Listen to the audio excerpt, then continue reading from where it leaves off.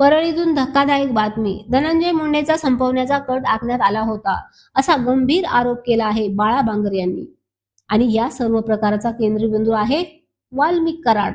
महादेव मुंडे खून प्रकरणानंतर परळी आणि अंबाजोगाईमध्ये रास्ता रोकोचा भडका उडाला.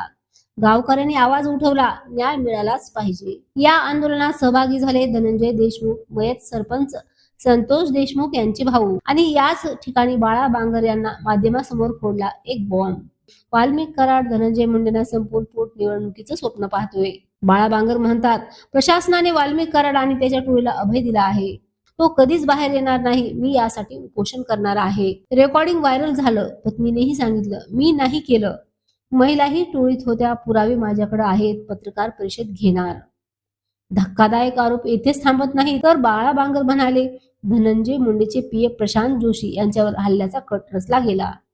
माजी नगराध्यक्ष बाजीराव धर्माधिकारी यांनीही त्रास दिला. हे सर्व थांबायला हवं आणि म्हणूनच आम्ही माघार घेणार नाही. या आरोपाचं सत्य काय आहे? खरंच धनंजय मुंडेवर जीव घेणा कट झाला होता का? तुमचा काय विश्वास आहे? कमेंटमध्ये नक्की कळवा आणि अशाच राजकीय रहस्यासाठी सबस्क्राईब करा धैर्यशील टाइम्सला.